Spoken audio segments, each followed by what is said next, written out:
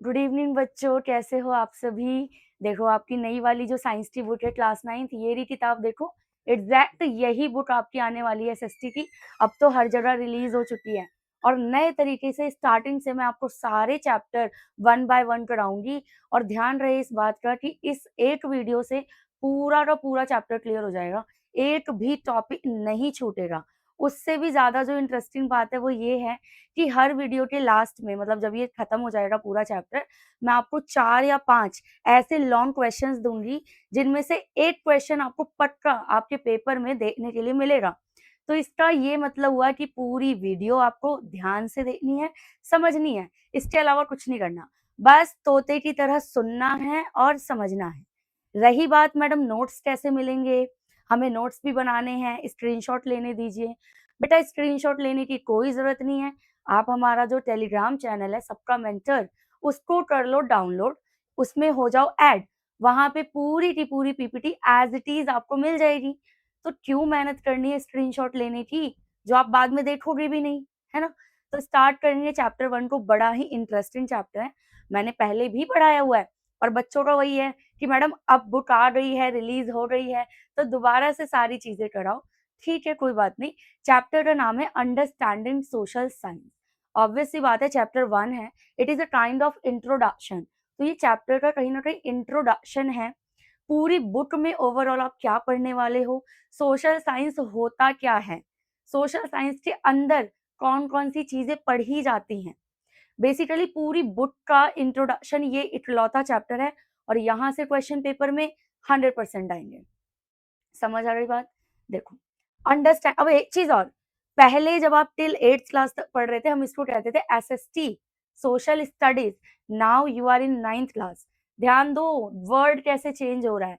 8वीं क्लास तक social studies, 9th से अबव सोशल साइंस। तो ये वर्ड अब आपको यूज करना है, एसएसटी मत बोलना, अब बोलना सोशल साइंस, एसएससी। ठीक है, चलो चैप्टर को स्टार्ट करते हैं। बहुत इंटरेस्टिंग और बहुत ही इजी चैप्टर है, अंडरस्टैंडिंग सोशल साइंस। समझते हैं कि सोशल साइंस होता क्या है। Introduction. Social science is the systematic, इस वर्ड पे ध्यान देना, ये सिस्टमैटिक क्या है, स्टडी है ऑफ ह्यूमन सोसाइटी। जब नाम ही सोशल साइंस है तो इस सब्जेक्ट के अंदर हम क्या पढ़ते हैं, we will study about the society जहां हम रहते हैं, हमारी फैमिली, हमारा स्कूल, हमारा नेबरहुड, हमारे फ्रेंड्स, हमारे रिलेटिव्स, जो भी हमारे आसपास है, उन सब का जब हम स्टडी करते हैं तो उसे ही कहा जाता है सोशल साइंस। इसे आप 10 तरीके से अपनी भाषा में भी ले सकते हो, कोई प्रॉब्लम नहीं है। Now it helps to understand, क्यों पढ़ना है ये, इसको पढ़ने से क्या फायदा होगा, ये क्या समझने में हमें हेल्प करेगा। अंडरस्टैंडिंग सोशल साइंस है ना, तो सोशल साइंस के अंदर हम क्या क्या चीजें पढ़ेंगे, 1 बाय 1 देख लो। Number 1, how people live together. सबसे पहले हम देखते हैं इसके अंदर कि लोग एक साथ कैसे रहते, इतने सारे लोग, इतनी बड़ी दुनिया, इतनी बड़ी जनसंख्या, लोग फिर भी आपस में रह रहे हैं, दुनिया आगे चल रही है, सारे काम टाइम पे हो रहे हैं। तो हाउ, सोशल साइंस के अंदर हम ये पढ़ते हैं। देन हम पढ़ते हैं how government function. Social science के अंदर हम देखते हैं कि सरकार किस तरीके से काम करती है और प्रॉपर पूरा एक देश चलाती है। तो इसके अंदर कॉन्स्टिट्यूशन, पॉलिटिकल साइंस, सारी चीजें आएंगी। और क्या पढ़ते हैं, हाउ इकोनॉमीज ऑपरेट, पूरे देश का बजट कैसे चलता है, कहाँ से कितना पैसा आता है, कहाँ लगाया जाता है पूरे देश के लिए, वो भी हम सोशल साइंस के अंदर ही पढ़ते हैं। इसके अलावा how the environment effect human life, हमारा जो एनवायरमेंट है वो हमारी लाइफ को कैसे इफेक्ट करता है, प्लस हमारी एक्टिविटीज एनवायरमेंट को कैसे इफेक्ट करती है, ये भी हम कहाँ पढ़ते हैं, सोशल साइंस के अंदर। इसके अलावा last but not the least, how the past shape the present, किस तरीके से हमारा इतिहास, हमारा अतीत हमारे भविष्य को बनाता है। कैसे हम एक टाइम पे चिंपैंजी बंदर थे और अभी इतने मॉडर्न ह्यूमन बीइंग बन गए हैं, ये सारी चीजें कहाँ पढ़ोगे, सोशल साइंस के अंदर। इसीलिए कहते हैं सोशल साइंस हल्के में मत लेना, बहुत ही इंटरेस्टिंग और बहुत ही यूनिक सब्जेक्ट है बेटा। आईएएस बनने के लिए भी ना, यूपीएससी की तैयारी करने के लिए भी सोशल साइंस पढ़नी पड़ती है, वो भी एनसीईआरटी वाली। तो आपकी तैयारी अभी से ही शुरू हो गई है। Now social science in everyday life, हम देखते हैं हमारी एवरीडे लाइफ में, डे टू डे लाइफ में सोशल साइंस कैसे वर्क करता है। तो number 1, food comes from different regions, जो खाना हमारी प्लेट में रखा होता है, क्या हम जानते हैं उसका गेहूं जिससे वो रोटी बनी है, वो गेहूं कहाँ से आया, किस राज्य से आया, वी डोंट नो। तो हमारी लाइफ से सोशल साइंस जुड़ा हुआ है। जब हम सोशल साइंस पढ़ते हैं तब हमें पता चलता है कि गेहूं उगाए जाते हैं, फिर इंडिया के अंदर कौन से स्टेट है जहां पर गेहूं अच्छी मात्रा में उगाए जाते हैं, जहां से गेहूं एक्सपोर्ट होते हैं अदर स्टेट में। ठीक है। इसके अलावा road and transportation are developed by government, जिस रोड पर हम अपनी गाड़ियां दौड़ा रहे हैं, जिन सड़कों पे हम चल रहे हैं, पार्क में खेल रहे हैं, हॉस्पिटल्स में जा रहे हैं, किसने बनाया? गवर्नमेंट। अगर वो गवर्नमेंट हॉस्पिटल है, सड़कें हैं, तो गवर्नमेंट ने बनाया। किस तरीके से गवर्नमेंट ने बनाया? उसके पास टैक्स से पैसा आया। कोई गवर्नमेंट अपने पास से तो पैसा लगाएगी नहीं। तो पूरा सिस्टम कैसे वर्क कर रहा है, डे टू डे लाइफ में सोशल साइंस जुड़ा हुआ है। इसके अलावा हम देखते हैं स्कूल कैसे फंक्शन कर रहा है। इलेक्ट्रिसिटी आपके घर तक कहाँ से आ रही है, उसके बदले आप जो पैसा दे रहे हो वो कहाँ जा रहा है, उस पैसे का इस्तेमाल कहाँ हो रहा है, सारी चीजें आप सोशल साइंस के अंदर ही पढ़ते हो। Daily activities depend on governance, economy. कभी आप देखते हो सरकार ने ये नीति लागू कर दी, सरकार ने ये कर दिया, वो कर दिया, एनवायरमेंट को नुकसान हो गया, कहीं बाढ़ आ गई है, कहीं पे सूखा पड़ गया है। ये सारी चीजें जो हमारी डे टू डे लाइफ में हो रही हैं, ये सब हम अंडरस्टैंड करते हैं या पढ़ते हैं सोशल साइंस सब्जेक्ट के अंदर। And this is the topic understanding social science. ठीक है, चलो। So here is a line कि social science help us to understand the world and our place in it. अगर मैं शॉर्ट में बोलूं तो जो सोशल साइंस है वो हमें दुनिया के बारे में पढ़ाता है, प्लस इस दुनिया में हमारा कितना रोल है वो भी बताता है। ठीक है, तो यहाँ पे अंडरस्टैंडिंग सोशल साइंस के बाद हम देखेंगे question social science help us to answer. सच में ये आपकी बुक में दिया हुआ है। वैसे तो क्वेश्चन के आंसर हमें देने होते हैं, राइट, पर बुक के अंदर एक टॉपिक है कि कौन से क्वेश्चन है जिनके आंसर हम सोशल साइंस के अंदर ढूंढ सकते हैं। डू यू बिलीव कि बुक के अंदर ही क्वेश्चन दिया हुआ है, चैप्टर के अंदर क्वेश्चन है। एग्जैक्टली क्वेश्चन नंबर 1 जो हमें सोशल साइंस आंसर करेगा, that is why do people live in cities और विलेज। कुछ लोग गांव में और कुछ लोग शहर में क्यों रहते हैं और कैसे रहते हैं। सो सोशल साइंस इस क्वेश्चन का आंसर देगा, क्यों गांव से उठकर लोग शहरों में आ रहे हैं और क्यों कुछ लोग शहर से उठकर गांव में जा रहे हैं। Why people are living in village as well as in cities. तो इस क्वेश्चन का अगर आंसर जानना है, then we will get from the chapter, from the social science you can say. Question number 2 जिसका आंसर हमें सोशल साइंस के अंदर मिलेगा, that is why do different communities have different tradition and language. अलग अलग community के लोगों की अलग अलग भाषा और अलग अलग रीति रिवाज होते हैं। ये सारी चीजें हमें इसके जो क्वेश्चन है रिलेटेड टू वो मिलेंगे सोशल साइंस के अंदर। इसके अलावा एक और क्वेश्चन है, why do some region depend on farming while other focus on industry.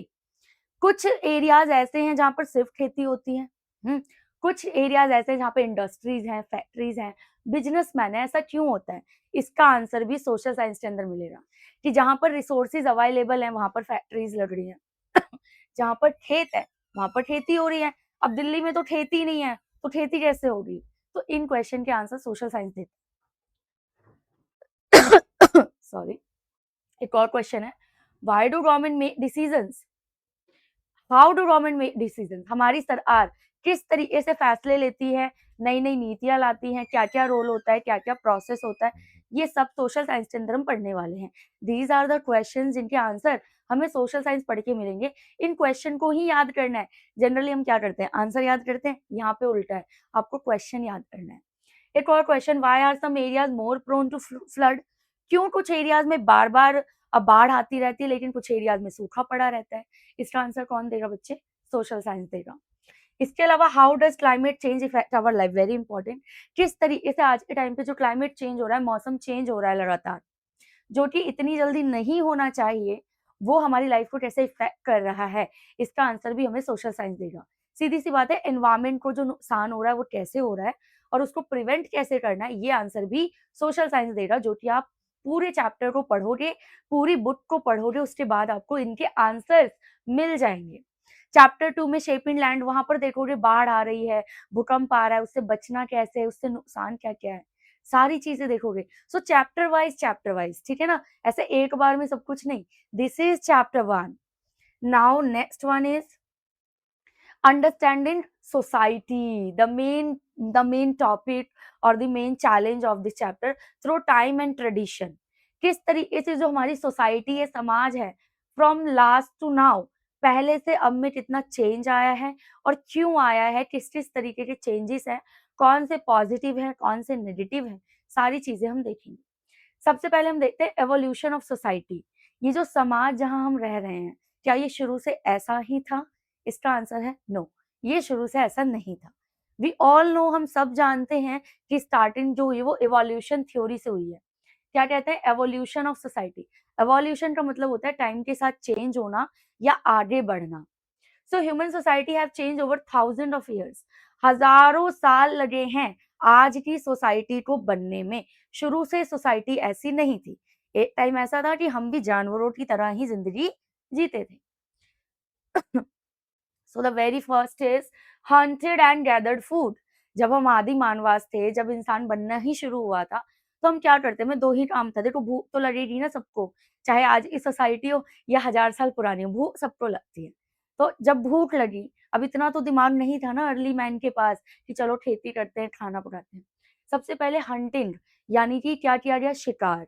और शिकार करके जानवरों को खाया गया, गैदर किया गया, उसके मांस को खाया गया। इस तरीके से जो भूख है वो आदि मानवास ने मिटाई। उसके बाद लेटर लर्न एग्रीकल्चर, फिर धीरे धीरे जो अर्ली मैन है उसने एग्रीकल्चर यानी खेती करना सीखा। This is the evolution theory. और उसके बाद हमने सेटलमेंट और डेवलप गवर्नेंस सिस्टम बना लिया। धीरे धीरे खेती करने के लिए अब हमें जगह भी चाहिए थी, तो हमने जगह घेरनी शुरू कर दी। अब जब खेती की है तो वहां रहना भी पड़ेगा। ये थोड़ी ना बीज बो के कहीं और चले जाएंगे, अपने लिए खेती करी है ना, तो वहीं रहना पड़ेगा। तो एक सेटल लाइफ रहना शुरू किया है ह्यूमन सोसाइटी ने। अदरवाइज जब हम आदि मानव थे, शिकार करते थे, हमारी कोई सेटल लाइफ नहीं थी। कहीं भी घूमते रहते थे, कहीं शिकार कर लिया, जंगलों में भटक रहे हैं, ऐसी जिंदगी जिया करते थे। So this is the evolution theory, ये याद रखना। इसमें ये 3 जो आप देख रहे हो ना स्टेप्स, ये मत भूलना। इसके बाद इंडियन नॉलेज और ट्रेडिशन की बात करूं तो यहाँ पर पंच महाभूतास की बात करते हैं, जिसमें हम मानते हैं कि ये जो पूरी दुनिया है वो 5 तत्वों से मिलकर बनी है। कौन से 5 तत्वाज हैं यहाँ पर? सबसे पहली है अर्थ, यानी कि पृथ्वी। पृथ्वी ही नहीं होती तो हम होते ही कहाँ कहाँ खड़े होते, कुछ वजूद ही नहीं होता हमारा। देन वाटर, जल ही जीवन है, जल के बिना भी नहीं चलेगा काम। This is also the important part, इसीलिए 5 तत्व में इसको भी रखा गया है। इसके बाद फायर, आग, जो आदि मानवास के काल में ही इन्वेंशन हो गया था। आग के बिना भी हम अपनी लाइफ इमेजिन नहीं कर सकते। फिर आती है एयर, सांस लेनी है, एयर के बिना भी काम नहीं चलेगा। फिर आता है आकाश, यानी कि स्पेस, जहाँ पर चांद है, तारे हैं, सूरज है। सूरज सोचो जरा, अगर स्पेस नहीं होता तो पृथ्वी होती क्या? नहीं होती।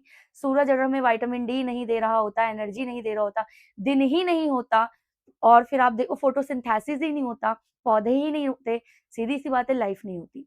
तो ये 5 के 5 जो तत्व है ना, पंचभूताज, इसके बिना लाइफ बिल्कुल भी एग्जिस्ट नहीं कर सकती है हमारी पृथ्वी पर। So they explain the relationship between human and nature. इससे पता चल रहा है कि हमारा नेचर से क्या रिश्ता है। ये पांचों चीजें क्या है? नेचर ही तो है। इन्हीं पांचों से मिलकर ही तो हम आज यहाँ पर जी पा रहे हैं या जिंदगी आगे बढ़ रही है। तो ये ध्यान देना है आपको कि हम यहाँ पर पंच महाभूतास की बात करें, 5 नेचुरल एलिमेंट की, जो बताता है कि हम अपने नेचर से कैसे जुड़े हुए हैं। इनके बिना हमारा काम नहीं चल सकता। देन हम देखते हैं वसुधैव कुटुंबकम। ये संस्कृत फ्रेज है जिसकी हिंदी होती है वसुधैव कुटुंबकम। कुटुंब होता है मेहमान, राइट। अब मेहमान का हम स्वागत करते हैं जब हमारे घर में भी आता है। उसी तरीके से हम कहते हैं the world is one family. अब हमारी फैमिली से 4 लोगों की नहीं है, 5 लोगों की नहीं है, मान के चलो पूरी दुनिया ही हमारी फैमिली है। क्योंकि इस पूरी दुनिया को जब इस नेचर ने 5 तत्वों से बनाया है, वो डिस्क्रिमिनेशन नहीं करती। कभी आग, हवा, पानी, ये बाउंड्री देखकर थोड़ी ना बहती है। क्या हवा बाउंड्री देखकर बहती है कि नहीं नहीं मुझे तो इंडिया में ही बहना है, अमेरिका नहीं जाना है? तो हमें ये ध्यान देना है कि पूरा वर्ल्ड हमारे लिए फैमिली की तरह है। जिस तरीके से हम अपनी फैमिली की केयर करते हैं, उनका बुरा नहीं सोचते, लाइक दैट हमें किसी का बुरा नहीं सोचना है। ठीक है। Now emphasize unity and the interconnectedness. Basically हम मानते हैं कि दुनिया में हर इंसान अलग होता है, अलग होते हुए भी हमें यूनाइट यानी एकता के सूत्र में बंधकर रहना है। जिस तरीके से 5 की 5 उँगलियाँ हमारी बराबर नहीं होती, बट स्टिल पाँचों उँगलियों का होना ज़रूरी है एक हाथ बनने के लिए। उसी तरीके से हर तरह के लोग, चाहे वो किसी भी जाति के हैं, कास्ट के हैं, कलर के हैं, जेंडर के हैं, छोटे हैं, बड़े हैं, सबका होना यहाँ पर ज़रूरी है। जानवरों का, पक्षियों का, पेड़ का, पौधों का, सबका, सबको मिलाकर ही जो है हमारी जो पृथ्वी है वो बनी है, या जो सोसाइटी है वो बनी है। So by learning from the past and tradition, we understand the present and build our future. तो जब तक हम अपना पास्ट नहीं पढ़ेंगे, अपना इतिहास नहीं पढ़ेंगे कि पहले क्या-क्या हुआ, हम कैसे बना सकते हैं अपना फ्यूचर, ताकि पास्ट से हमें पता चले कैसे लाइफ आगे बढ़ी है, कौन सी चीजें हैं जो ठीक नहीं थी, कौन सी चीजें हैं जो ठीक हैं और उन्हें हमें आगे लेकर जाना है।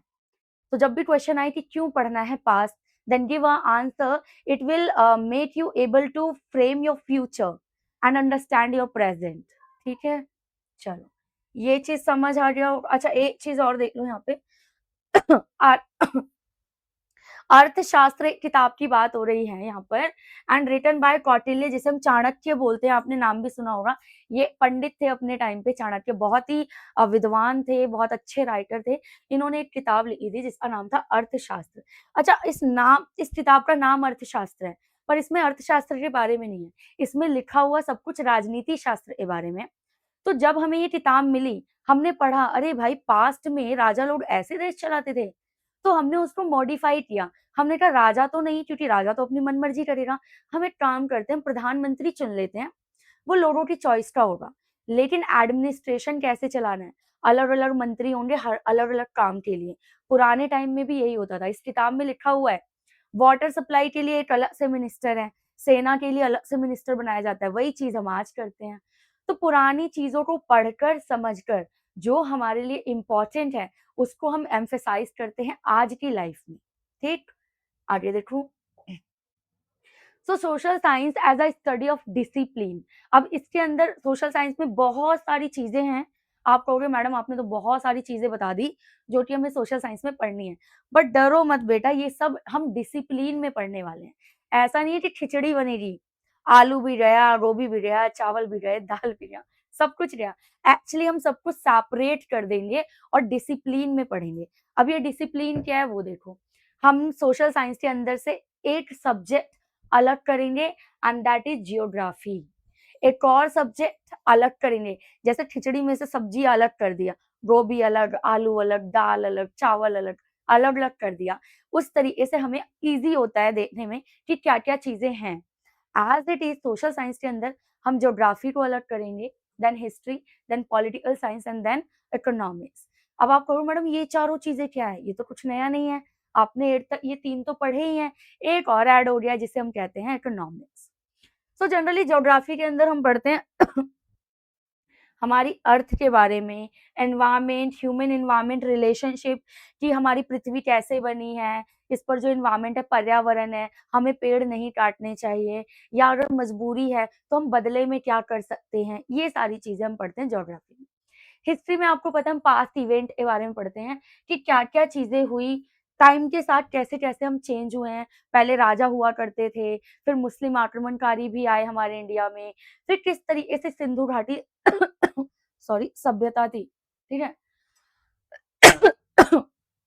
नाउ पॉलिटिकल साइंस के अंदर हम पढ़ते हैं सरकार के बारे में, गवर्नमेंट के बारे में और गवर्नेंस के बारे में, कि देश कैसे चलाया जाता है, सरकार कैसे बनाई जाती है और सरकार कैसे डिसीजन लेता है। ये इकोनॉमिक्स का मतलब होता है बच्चे पैसा। क्या मतलब होता है? पैसा। तो बेसिकली इकोनॉमिक्स के अंदर हम पढ़ते हैं देश के अंदर ओवरऑल बजट कैसे बनाया जाता है, पैसे कहाँ से आते हैं और कहाँ पर लगाए जाते हैं। ठीक है, जैसे घर का बजट बनता है ना हर महीने का, वैसे ही देश का पूरे साल का बजट बनता है और वो करोड़ों में होता है। तो ये सारी चीजें हम इकोनॉमिक्स में पढ़ेंगे। तो हमने सोशल साइंस की जो खिचड़ी है ना, उसके सारे इंग्रेडिएंट अलग अलग कर दिए हैं and this is called discipline. ठीक, so social science consist of 4 major discipline और यही 4 इसके डिसिप्लिन हैं। सो आई होप क्लियर हो गया होगा आपको। पिक्चर्स भी लगी हुई हैं, लेना है स्क्रीनशॉट तो ले लो, बाकी आप ना टेलीग्राम चैनल ज्वाइन कर लो, वहां पे कोई जरूरत नहीं मेहनत करने की स्क्रीनशॉट लेने की। वहां पे आपको पूरी पीपीटी मिल जाएगी, ठीक है। नाउ अब हम बात करेंगे सिर्फ हिस्ट्री के बारे में, जो कि एक सब्जेक्ट है किसका, सोशल साइंस का एक डिसिप्लिन है। मैंने आपको ओवरऑल बता दिया, हिस्ट्री का मतलब है the study of past event. Past में जो चीजें हुई, हम बंदर थे, हमने आर्ट का आविष्कार किया, हमने पेपर का आविष्कार किया, हमने ना जाने क्या क्या आविष्कार कर दिया आज के टाइम पे।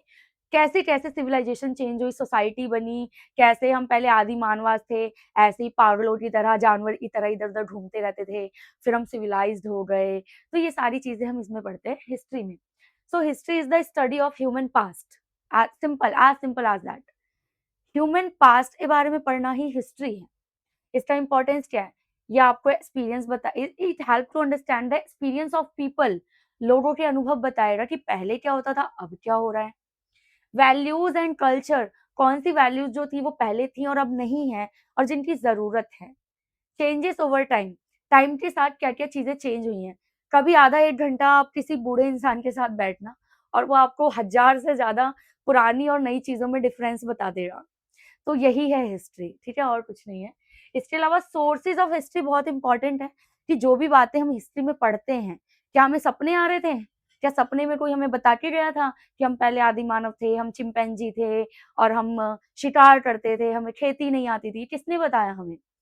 सोर्सेज ऑफ हिस्ट्री, जो चीजें पुराने जमाने की हमें मिली हैं, उससे हमने अनुमान लगाया कि ऐसा होता होगा, ठीक है।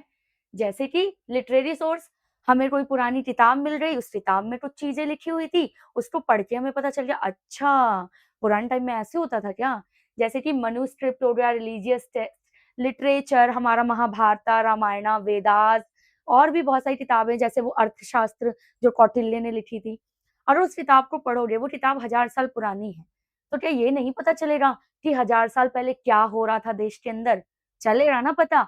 इसे कहते हैं लिटरेरी सोर्सेज, जिसमें सारा रिटन फॉर्म वाला किताब, पेपर, मनुस्क्रिप्ट, ये सब आता है।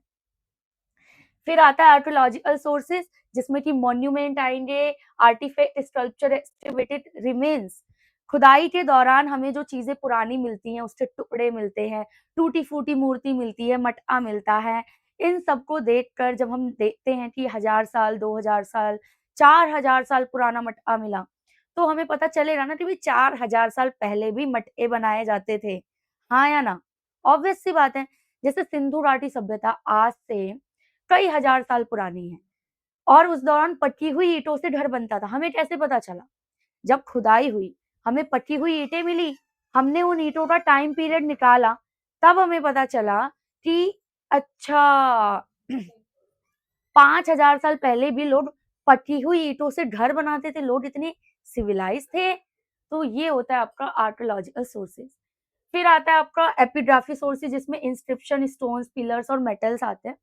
किसी राजा ने बड़े से खंबे पे कुछ लिखवा दिया, फिर वो मर गया, 1000 साल पुरानी बात है। अब जब वो खंबा हमें मिला, उस पे जो लिखा हुआ है कुरेद कर, वो आज भी हमारे पास है। तो उसको देखकर हम 1000 साल पहले क्या हो रहा था ये पता लगा सकते हैं। इसीलिए हम म्यूजियम जाते हैं, पुराने किलों में जाते हैं, क्या मिलता है हमें वहां जाकर, क्या देखते हैं हम देखते हैं भाई ये राजा का घर होता था, इतना बड़ा, इतना महान। तो इंफॉर्मेशन जो हमें हिस्ट्री की मिलेगी, वो इन सोर्सेज से मिलती है। फिर आते हैं न्यूमिस्टमैटिक सोर्सेज, यानी कि सिक्के। अब नोट तो उस जमाने में चलते ही नहीं थे, तो हमें पुराने जमाने के सिक्के मिलते हैं, 25 पैसा, 10 पैसा, 5 पैसा, उससे भी पहले का मिलता है, कौड़ी, 2 कौड़ी। तभी हमें पता चलता है कि ओके, ये जो रुपए आज हम यूज कर रहे हैं, वो बहुत शुरू से यूज नहीं कर रहे हैं, बल्कि स्टार्टिंग में चीजें कुछ और थी और धीरे धीरे सब कुछ चेंज हुआ है। तो हिस्ट्री को पढ़ने के लिए हमारे पास ये 4 इंफॉर्मेशन के सोर्स होने चाहिए, वरना हमें हिस्ट्री पता ही नहीं चलेगी, ठीक है। नाउ साइंटिफिक मेथड यूज करते हैं, आर्कियोलॉजी की जाती है, कार्बन डेटिंग, जिससे हमें पता चलता है कि कोई भी चीज कितनी पुरानी है, हजारों साल पुरानी है, कितनी 1000 साल पुरानी है। फिर ह्यूमन जेनेटिक्स का हम अध्ययन करते हैं, और इससे भी पता लगाते हैं कि इवोल्यूशन थ्योरी किस तरीके से वर्क कर रही है। ये समझ आ गया, आगे चलो। जैसे हिस्ट्री को समझाएं, as it is political science को कैसे समझोगे, ये बात तो क्लियर है। पॉलिटिकल साइंस में सरकार के बारे में पढ़ाया जाता है, सरकार काम कैसे करती है, सरकार चेंज कैसे होती है, सरकार डिसीजन कैसे लेती है, ये सारा काम पॉलिटिकल साइंस के अंदर हम पढ़ेंगे पूरा constitution. So political science studies of government and governance, ये दो वर्ड याद रखो, एक तो सरकार और दूसरा प्रशासन। एक तो सरकार बन कैसे रही है, दूसरा वो देश चला कैसे रही है, ये दोनों बातें पढ़ते हैं पॉलिटिकल साइंस के अंदर, राइट। टॉपिक क्या क्या आएगा इसके अंदर जब हम पॉलिटिकल साइंस पढ़ेंगे? सबसे पहले कॉन्स्टिट्यूशन, फिर सरकार, इलेक्शन, हमारे राइट्स क्या हैं। अगर आप पॉलिटिकल साइंस नहीं पढ़ोगे, आपको नहीं पता चलेगा कि आपके अधिकार क्या क्या हैं। तो कौन कहता है सोशल साइंस तो फालतू सब्जेक्ट है? भाई सब कुछ तो यहीं पर है। पब्लिक पॉलिसी, पावर डिस्ट्रीब्यूशन, ये सब पॉलिटिकल साइंस के अंदर पढ़ाया जाएगा।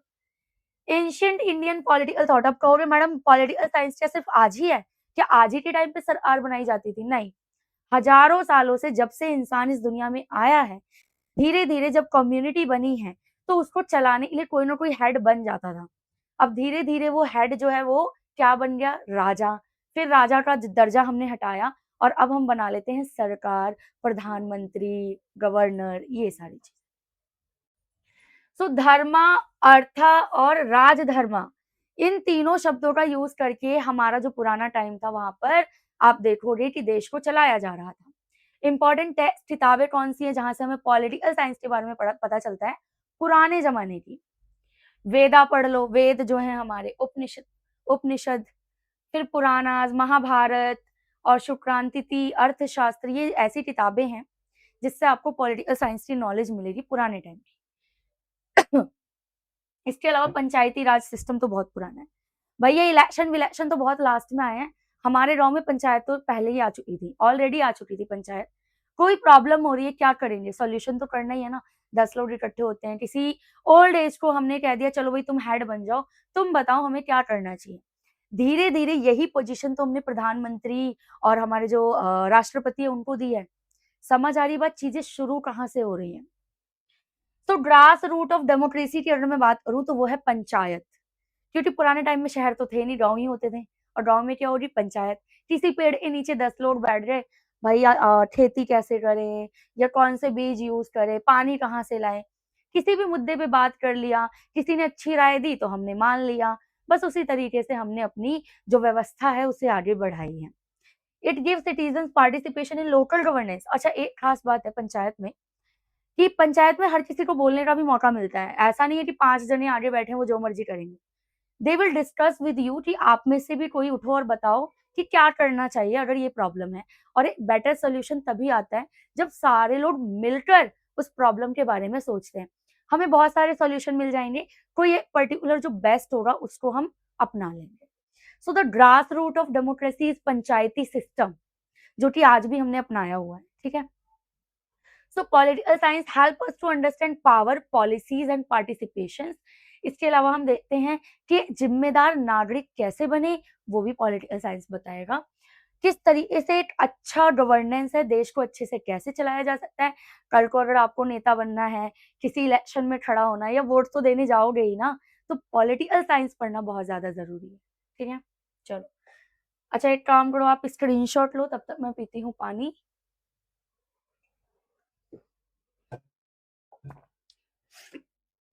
Now what is economics? मैंने बोला था इकोनॉमिक्स वर्ड सुनते ही आंखों के सामने आना चाहिए पैसा, मनी, कहाँ से आ रहा है और कहाँ जा रहा है, कितना आ रहा है, कितना जा रहा है, कितना बच रहा है। ठीक, इकोनॉमिक्स के अंदर यही पढ़ा जाता है। So it shows the studies how people use limited resources to satisfy unlimited want. हमारे पास रिसोर्सेज लिमिटेड है, हमारे पास अनलिमिटेड नहीं, लेकिन हमारे डिजायर्स अनलिमिटेड है। हमारे पास पैसे लिमिटेड होंगे लेकिन चीजें बहुत सारी लेनी है। इसे ही कहते हैं स्टडी ऑफ इकोनॉमिक्स। अब आपको चूज करना है कि आपको अपने पैसे खर्च कहाँ करने हैं।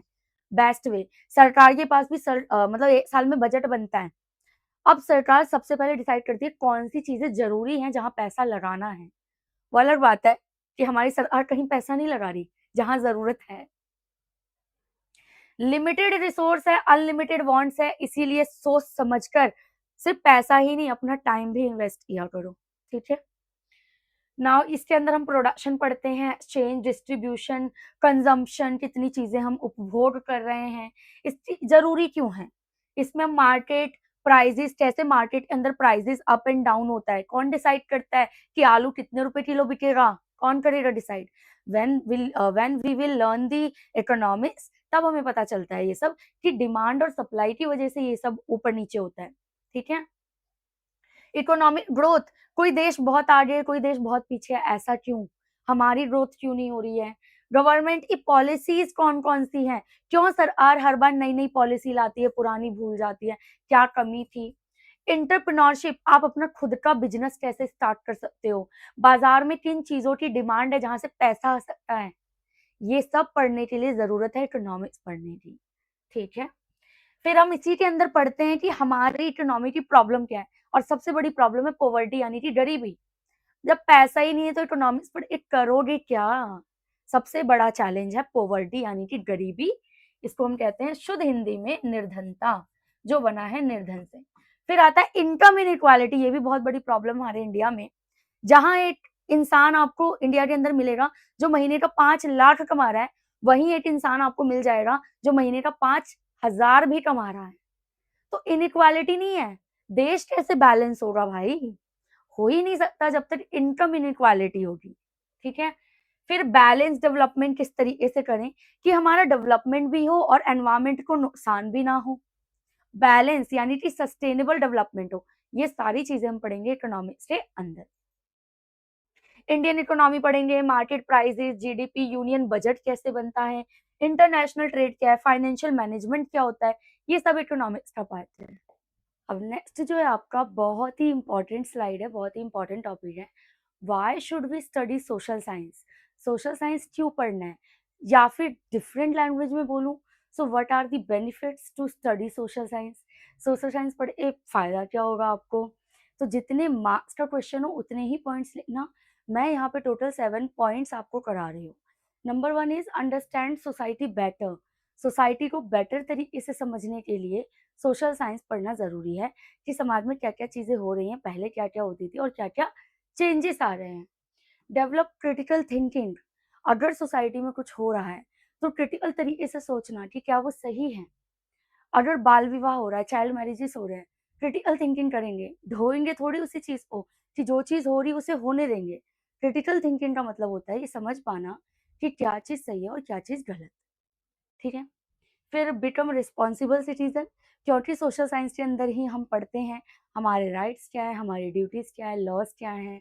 तो इसीलिए यहाँ पे हम देखते हैं कि सोशल साइंस पढ़ने से हम एक रिस्पॉन्सिबल सिटीजन बनते हैं। इसके अलावा आप डाइवर्सिटी इन यूनिटी देख पाओगे। सोशल साइंस ही हमें सिखाता है कि पूरी दुनिया के लोग अलग अलग होते हुए भी एक ही पृथ्वी के मेंबर हैं। या हमारे देश का एग्जाम्पल ले लो, हम तो डाइवर्सिटी वाला देश है हमारा। अलग अलग कास्ट के लोग, रिलीजन के, कलर के, रेसिस के लोग यहाँ पर मिलेंगे, बट स्टिल सबको बांध रखा है किसने? सोशल साइंस ने। ये हमें बताता है कि अलग होते हुए भी हम सब एक हैं। मेक इन्फॉर्म्ड डिसीजंस, हम ऐसे डिसीजंस ले पाते हैं जो ऑलरेडी इन्फॉर्म्ड हो, हमारे पास इंफॉर्मेशन हो जिससे कि हम अच्छी डिसीजन जो है वो ले पाए। सोशल प्रॉब्लम को सॉल्व करने का जो पावर है वो हमारे पास आता है, क्योंकि सोशल साइंस के अंदर हम पढ़ते हैं कि सोसाइटी की प्रॉब्लम्स क्या क्या हैं। अब जब प्रॉब्लम पढ़ेंगे तो उसके सॉल्यूशन भी ढूंढेंगे। तो save environment, education for all, है ना, ऐसे बहुत सारे कैंपेन हम चलाते हैं सोशल साइंस पढ़ने के बाद। इसके अलावा सबसे इंपॉर्टेंट चीज है understanding link between past, present and future. Present, past और फ्यूचर, तीनों के बीच में लिंक क्या है, कैसे ये तीनों आपस में जुड़ा हुआ है, ये समझने के लिए भी जरूरी है सोशल साइंस का पढ़ना। ठीक है, चलो now last topic of the chapter, the future of social science, कि सोशल साइंस का फ्यूचर क्या है। क्यों, एक तरीके से वही बात है कि क्यों हम सोशल साइंस पढ़ रहे हैं, फ्यूचर में हमारे क्या काम आएगा। जिस हिसाब से क्लाइमेट चेंज आप देख रहे हो, पॉल्यूशन पृथ्वी पर आप देख रहे हो, अगर बच्चे सोशल साइंस नहीं पढ़ेंगे तो पहली बात तो इन प्रॉब्लम से जानेंगे ही नहीं, इन प्रॉब्लम को ही नहीं समझेंगे, तो सोल्यूशन कैसे निकालेंगे। नंबर 2, सस्टेनेबल डेवलपमेंट, ऐसा डेवलपमेंट जिसमें एनवायरमेंट को कोई डैमेज ना दिया जाए, वो होता है सस्टेनेबल डेवलपमेंट। तो ये हम बच्चे को सिखाते हैं सोशल साइंस के अंदर। फिर सोशल हार्मनी, हार्मनी वही फिर से डाइवर्सिटी है और मिलके रहना है, लड़ाई झगड़े नहीं करने। अलग कास्ट है, अलग त्योहार है, अलग खान पान है, तो उनकी भी हमें रिस्पेक्ट करनी है। फिर अर्बनाइजेशन, मॉडर्न जमाना है भाई, शहरीकरण हो रहा है, गांव से लोग शहरों में आकर बस रहे हैं। तो सोशल साइंस के जरिए हम पढ़ते हैं एंटरप्रेन्योरशिप, क्यों माइग्रेशन हो रहा है, कैसे हो रहा है, ये सारी चीजें। माइग्रेशन जो है अभी भी हो रहा है, फ्यूचर में भी होता रहेगा। इसके अलावा टेक्नोलॉजिकल जो चेंजेस हैं वो भी हम सोशल साइंस के अंदर देखते हैं कि सोसाइटी में टेक्नोलॉजिकल चेंजेस के आने से क्या क्या चेंज हो रहा है और क्या क्या लिंक है। फिर हम देखते हैं ग्लोबलाइजेशन। आज की दुनिया ग्लोबलाइजेशन की है, हर एक देश एक दूसरे से जुड़ा हुआ है, कनेक्टेड है। तो सोशल साइंस हेल्प करता है हमें हार्मनी, पृथ्वी को समझने में, all the people of the planet को समझने में। तो सोशल साइंस का फ्यूचर तो भाई बहुत है। इट प्रिपेयर स्टूडेंट, ये हमें प्रिपेयर करता है, स्टूडेंट्स को प्रिपेयर करता है एक इन्फॉर्म्ड और रिस्पॉन्सिबल सिटीजन बनने के लिए, जिसे सारी इंफॉर्मेशन पता हो और वो रिस्पॉन्सिबल भी हो। और फिर वही चीजें हैं, ये अवेयरनेस क्रिएट करता है क्रिटिकल थिंकिंग को डेवलप करता है कॉपरेशन एम्पैथी लेकर आता है, डेमोक्रेसी को स्ट्रेंथन देता है, और फिर एक बेटर सस्टेनेबल फ्यूचर जो है वो हमें प्रोवाइड करता है। तो यहाँ पर चैप्टर एंड हो रहा है। अब मैं आपको 2 ऐसे क्वेश्चन बताऊंगी इस चैप्टर से, जिसमें से कोई एक क्वेश्चन तो 100% पेपर में देखने के लिए मिलेगा, अदरवाइज दोनों भी मिल सकते हैं। तो कौन से 2 क्वेश्चन है वो देख लो। Question number 1, what is